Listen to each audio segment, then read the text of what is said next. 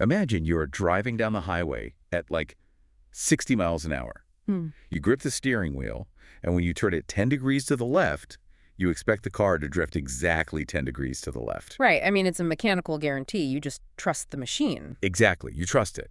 Yeah. But imagine getting into a totally strange vehicle where you turn the wheel 10 degrees and the car suddenly spins out in 3 full violent circles. Oh, wow. Yeah, that sounds terrifying. Or, alternatively, you crank the wheel a full 90 degrees until your arms actually lock up and the car barely drifts an inch.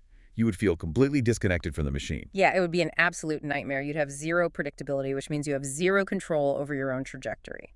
And that terrifying feeling of unpredictable responsiveness? Well, that is exactly what we are unpacking in today's deep dive. Today, our mission is to decode a stack of economic presentations centered around one single, quietly powerful concept. And that concept is elasticity. It's a huge topic. It really is. We are going to expose the hidden mathematical forces that dictate why you buy what you buy, why the prices of your favorite everyday goods fluctuate so wildly, and how both businesses and governments use these hidden metrics to manipulate markets. And maximize their revenue and effectively tax their citizens. Elasticity is essentially the invisible web connecting your daily habits and your emotional breaking points to the machinery of global supply chains. It really is like the secret cheat code to understanding human behavior. Because the fundamental tension we are exploring today is basically this. Right. When the price tag on the grocery store shelf changes or when your actual paycheck changes, exactly how much does your behavior shift? Like, do you spin out or do you hold the line? And that question brings us to the cornerstone of this entire framework. Economists call it the price elasticity of demand, or PED. PED. Yeah, PED. This metric measures your breaking point as a consumer. It calculates your exact responsiveness to a change in a good's price. Now, I know when people hear the word calculates, they brace themselves for a dry textbook lecture. But the mechanism behind the math here is actually incredibly intuitive. It really is. It's basically just a tug of war. We look at how high the price jumped, and we compare that to how fast you ran away from the cash register. That is a brilliant way to frame it, actually. You are measuring the percentage change in the quantity demanded against the percentage change in the price. Right. Let's look at the classic banana example from the sources. Let's say the price of a bunch of bananas jumps from $4 to $6. Okay. That is a 50% increase in price, a massive surge. But let's look at how the market reacts. Because of that price hike, the total market demand falls from 1,000 bananas down to 800 bananas. Okay, wait, let me do the math. Which is only a 20% drop in the quantity demanded. Exactly. So the price surged by 50%, but the demand only dropped by 20%. The price tag clearly won that tug of war. Precisely. And the math gives us a ratio of 0.4. Because that number is below 1, meaning the behavioral drop was smaller than the price jump, economists classify this demand as inelastic. Meaning you are relatively unresponsive to the price change. Right. The car barely drifted, the price went way up, but our desire for bananas held relatively steady. Okay, let's unpack this. That's right. Because to figure out why we react this way, Yeah. economists use a fantastic mental model from the sources. It's an acronym called SPLAT. Right, splat. Substitutes proportion of income, luxury versus necessity, addictive, and time. So if we use that SPLAT framework, something really interesting jumps out at me regarding the data on specific goods. Oh, yeah. Like what? Well, why is our demand for basic table salt so stubbornly inelastic? Like it sits at a nearly immovable PED of 1.1, but then our demand for a specific brand of car, like a Chevrolet, is highly elastic, sitting way up at 4.0. That is a great comparison. It all comes down to how splat dissects human psychology. So let's apply it to salt first. First, it is a strict necessity. Your body physically requires sodium. Second, think about the proportion of your income. Salt costs maybe $2 and lasts for 6 months. Yeah, you don't even look at the price tag. Exactly. It takes up a microscopic fraction of your budget, so your brain doesn't even bother tracking it. But most crucially, it lacks substitutes. Right. If you are baking bread and the recipe calls for salt, you can't just swap it out for black pepper or paprika. You must have salt. So if the supermarket suddenly doubles the price of salt to $4, you are still going to put it in your cart. Your demand is deeply inelastic. But the Chevrolet triggers a completely different psychological response. Entirely different. Right. A car takes up a massive proportion of your annual income. You are hyper-aware of every single dollar on that sticker price. Yeah, a few $1,000s makes a huge difference. Exactly. And even more importantly, the market is absolutely flooded with highly capable substitutes. If Chevrolet tries to raise its prices by 20% across the board, you aren't trapped. You just walk across the street. Right, you go to the Ford dealership or the Honda dealership or the Toyota lot. Because you have immediate viable options, you are highly responsive to Chevrolet's pricing decisions. That makes your demand highly elastic. But there's an even more extreme example of inelastic demand that really caught my attention in the notes. And it's actually a bit chilling. Heart transplants. Yes, the ultimate extreme of the inelastic spectrum. A heart transplant has what we call perfectly inelastic demand. Meaning the PED is exactly zero. Right. Because it is a literal matter of life and death, your responsiveness to the price tag is non-existent. Wait, hold on, though. Is it genuinely zero? I mean, what if a patient literally does not have the money? If they are completely bankrupt, their demand drops to zero. Right. How can economists say the responsiveness is absolutely zero? That is a really sharp pushback, and it highlights a crucial distinction in how we define markets. In economics, demand requires the actual ability to pay. Oh, I see. Yeah, so if we are looking at the responsiveness of the people who are actively in the market for a heart, meaning those who have access to capital, insurance, or loans, the price tag itself does not deter them. They don't look at a $10 million medical bill and say, that's a bit steep. I think I'll wait for the summer sale. Exactly. They will sell their house, they will drain their retirement accounts, they will take on generational debt. It is basically an economic hostage situation. The desire for the good is entirely decoupled from its cost. Which is terrifying, but it leads us perfectly into the next massive piece of the puzzle. Because understanding our psychological breaking point isn't just an academic exercise. No, not at all. This is the exact step-by-step playbook that businesses and governments use to make money off of us. It is the core engine of revenue generation. Businesses use this data through something called the total revenue test. Right. Total revenue is beautifully simple. It's just the price of a good multiplied by the quantity sold. But how elasticity dictates that math is the difference between a thriving business and a bankrupt one. Okay, here's where it gets really interesting. So if I am selling something highly elastic, like, say, restaurant meals, which sit at a highly elastic 2.3, my customers are incredibly sensitive to price. If I decide to just randomly jack up the prices on my menu, people will look at the check, scoff, and just go back to cooking at home. Exactly. They just leave. Right. I lose massive volume, and my total revenue plummets. But if I drop my prices, I might bring in a flood of new customers. My profit margin on each burger shrinks, but the massive volume of new foot traffic completely overwhelms the lower price, so my total revenue actually shoots up. Exactly. You play the volume game because your customers are highly responsive. But flip that scenario around. What if you sell a good that is highly inelastic? Like the salt. Right. A good where the PED is well below 1. Your customers are deeply loyal, or, depending on how you look at it, they are trapped. If you lower your price, you barely gain any new customers because everyone who needs the product is already buying it. So dropping the price just destroys your profit margin for literally no reason. Your revenue falls. But if you jack the price up... If I jack the price up, I will lose a tiny, insignificant fraction of my buyers. Exactly. The vast majority will stay, and now they are paying significantly more per transaction. Your total revenue skyrockets. Okay, so let's apply this to taxes. Imagine you are the mayor of a mid-sized city. You are staring down a massive budget deficit. You need to raise tax revenue, and you need to do it quickly. Okay, stressful job. Very. And you are debating between levying a new indirect tax on local restaurant meals or placing a new tax on cigarettes.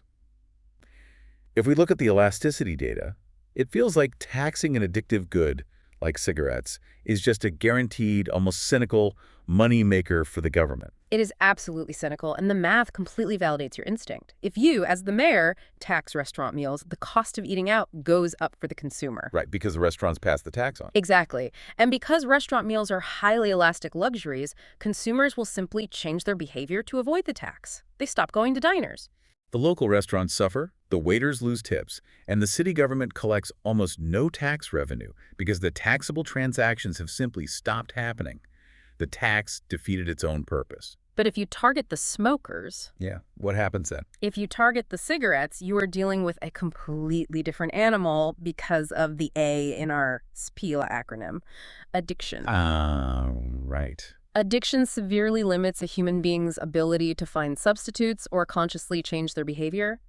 Cigarettes are deeply inelastic. The government places a heavy tax, the price on the shelf jumps, but the vast majority of smokers are physically compelled to continue buying them. They complain about the price, but the transactions keep happening week after week, Yeah. and the government rakes in massive, predictable amounts of tax revenue. It's a captive audience, and it's not just governments exploiting this inelasticity. Sometimes the chaos of nature does it for us. Wait, nature? Yeah, there is this incredible irony in the data regarding the agricultural sector.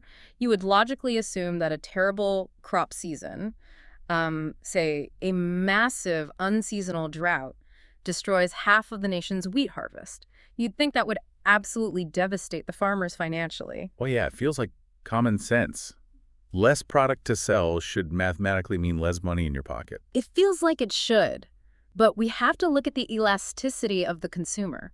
Primary commodities like wheat, corn, or rice are basic human necessities. The demand for them is highly inelastic. People still need to eat, regardless of the weather. So everyone starts fighting over a much smaller pile of grain. Exactly. When that drought hits and the supply of wheat plummets, the bidding war begins. The price of the remaining wheat absolutely skyrockets. And because the consumer demand is inelastic, they won't just stop buying food. That massive exponential spike in the price per bushel heavily outweighs the fact that the farmer has fewer bushels to sell in the first place. That is wild. The supreme irony of agricultural economics is that a terrible harvest can actually increase the total revenue for the farming sector as a whole. That is wild to think about. A natural disaster practically acts as a payday simply because of the math of human necessity. But wait, this actually points out a glaring logical gap in our conversation so far. Oh, what's that? We have been treating the market like the consumer holds all the power. Like we decide if we buy the goods or not. But what happens when we are desperate to buy, the price is sky high, and the producers suddenly realize they want to sell a whole lot more? Like, can they actually conjure up the goods to meet that spiked price? Which brings us perfectly to the flip side of the coin. We are moving from the demand side to the supply side. Economists measure this using the price elasticity of supply, or PES. Okay, PES. Right. Just as PED measures the consumer's breaking point, PE measures how responsive producers are to a sudden change in price. So what does this all mean for, like, a crew on a fishing boat? Let's say they are 50 miles offshore, their nets are in the water, and they get an urgent radio call from the mainland saying the market price for cod just multiply by 10. What a great scenario. They are in what the sources call the market period. Even though the financial incentive is incredibly high, they can't just magically spawn more fish to swim into their nets, right? They are stuck with whatever is currently swimming below them. That is a perfect visualization. In that immediate present moment, the market period, their supply is perfectly inelastic. They have zero responsiveness. TES is basically zero. But how does that change over time? Well, as we zoom out, PES is primarily dictated by two massive bottlenecks: time and the mobility of resources. Let's look at time first and move from that immediate market period to the short run. So maybe looking at the schedule for the next week or month. Right. In the short run, that fishing crew cannot magically build a new shipyard and launch a new trawler, but they can use their existing resources much more intensively. Oh, I see. They can work double shifts, they can stay out on the water for 3 extra days, they can hire a couple of extra deckhands to process the fish faster. They become somewhat responsive to the high price, so their supply becomes somewhat elastic. But why don't they just buy a new boat right away if the price is so high? Because capital investment is terrifying. If the price of cod spikes on a Tuesday, you don't instantly take out a $5 million loan for a new ship on Wednesday. Because, what if the price crashes back down on Thursday? Right. That would bankrupt you. Exactly. You only become truly elastic, meaning you only expand your permanent fleet when you trust the high price is here to stay. Given enough time, the long run, if the price stays high for a year, the fishing company will finally take out those loans. They buy a whole fleet of new boats, upgrade to massive high-tech nets, and drastically increase their catch capacity. So in the long run, their supply becomes highly elastic. You've got it. So time is the mechanism that allows producers to mitigate risk and maneuver. But you mentioned the second bottleneck, mobility of resources. This is fascinating when you contrast manufacturing something simple, like a ballpoint pen, versus manufacturing a commercial airplane. Oh, this is a great contrast. It gets to the heart of what we call spare capacity and how fluidly a company can shift its production lines. Producing ballpoint pens requires incredibly mobile resources. You need unskilled labor, basic injection molded plastics, and standard versatile machinery. So if the global price of pens suddenly goes up, a factory can just hire temporary workers and ramp up production by the end of the week. Exactly. Their supply is highly elastic because their resources are incredibly mobile. But an airplane, I mean, you can't just pivot a factory to making a Boeing 747 over a long weekend. Not even close. Airplanes require highly specialized, unionized labor. They require massive, customized factories with specialized jigs and supply chains for aerospace-grade titanium that take literally years to negotiate. So they are stuck. A company can only increase the supply of airplanes quickly if they happen to have enormous amounts of unused spare capacity. Empty factories and idle workers just sitting around, which they almost never do because it's way too expensive. Because those resources are so immobile and rigidly defined, the supply of airplanes is highly inelastic. It takes years for them to respond to a price signal. Exactly. And just like we had a perfectly inelastic demand with the heart transplant, there is a perfectly inelastic supply as well. The classic example from the notes is a Picasso painting. Yes, a flawless example where PE equals 0. It does not matter if a tech billionaire offers $100 million or a sovereign wealth fund offers $1 billion. Pablo Picasso is deceased. Right. You cannot incentivize the creation of a new, original Picasso painting. The responsiveness to the price tag is an absolute immovable 0. Exactly. So we have thoroughly mapped out how consumers react to price tags, and we've seen how producers scramble or completely fail to scramble to meet those prices. But let's completely shift the perspective for a moment. Okay, let's do it. We have spent this entire deep dive assuming the buyer's wallet stays exactly the same size. But what happens to this entire economic map when your actual paycheck changes? Okay, this brings us to the third and final elasticity. Income elasticity of demand, or YED.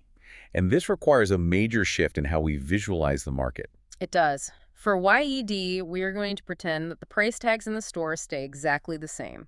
Nothing on the shelf changes. The only variable that is shifting is the amount of money sitting in your checking account. Okay, let me throw a scenario at you that I think everyone listening can intimately relate to. Let's say you get a massive promotion at work, a 25% raise in your annual salary. Nice. You feel incredibly wealthy. Because of this new cash flow, you decide to double the amount of times you eat out at nice restaurants every month. So that's a 100% increase in your demand for eating out. Okay, tracking so far. But at the exact same time, you look in your freezer and you decide to cut your consumption of cheap frozen lasagna dinners in half, a 50% drop. Now, the prices of the restaurant and the lasagna haven't changed. So mathematically, what does your behavior say about those two goods? Well, it allows us to mathematically sort goods into two distinct psychological buckets: normal goods and inferior goods. Let's look at the restaurant meals first. Okay. Your income went up by 25%, and your demand went up by 100%. The YED formula gives us a positive 4.0. Because the sign is positive, meaning your income and your demand move in the exact same direction, eating out is classified as a normal good. When you feel richer, you want more of it. More money equals more demand. It makes intuitive sense. But the frozen lasagna reveals a darker economic truth. Your income went UP by 25%, but your demand went down by 50%. They moved in completely opposite directions. Right. The math gives us a negative 2.0. Because the YED is negative, frozen lasagna is classified as an inferior good.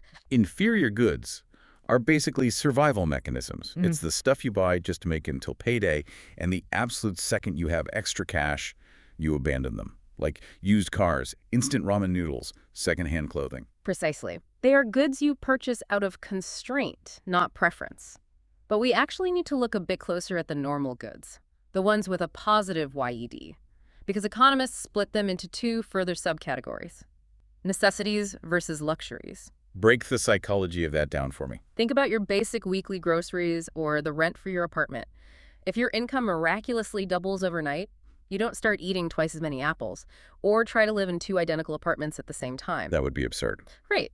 Your demand increases, maybe you buy slightly nicer apples, but it only increases a little bit. The YED is positive, but it sits between 0 and 1. These are necessities, and they are income inelastic. Your consumption doesn't scale linearly with your wealth. The steering wheel turns, but the car only drifts slightly. Exactly. But then look at things like foreign travel or private education or luxury watches. If you get a 25% raise, your spending on tropical vacations might jump by 50 or even 100%. Because you finally can afford it. Right. The YED is greater than 1. These are luxury goods, and they are highly income elastic. The fascinating thing here is that as you get wealthier, your spending on these specific luxury items actually outpaces the growth of your income itself. So to weave this all together, price elasticity of demand, price elasticity of supply, and income elasticity of demand. PED, PES, and YED. The big three. They sound like dry alphabet soup and written on a whiteboard, but they are literally the structural integrity of the modern world. They map your psychological breaking point on prices, a corporation's physical inability to instantly conjure up supply, and the way your changing paycheck rewrites your entire relationship with the grocery store. They are the hidden gravitational forces that make global markets function smoothly, or, in some terrifying cases, cause them to violently crash. Which leads me to a final thought I want to leave everyone with. Okay, I'm listening. If we take these three concepts and project them onto the near future of our planet, a very intense mathematical collision is rapidly approaching. Okay, where is the collision? We know that global economic growth is rising. Hundreds of millions of people are entering the middle class. Incomes around the world are steadily increasing, which means, according to the rules of YED, the global demand for normal goods, better diets, sophisticated electronics, personal vehicles, is surging at an unprecedented rate. Right, everyone wants the luxuries now. But if we look at PES, the supply of the primary commodities required to physically manufacture all those new things, like arable agricultural land, mined rare earth minerals, fresh water, that supply is highly, stubbornly inelastic. Because you can't just print more land. Exactly. It takes decades to discover and develop a new copper mine, and environmental degradation means we actually have less usable land available than we did a decade ago. So we have an unstoppable, income-driven surge in human demand. Colliding directly with a geographically unmovable, highly inelastic supply of planetary resources. Wow.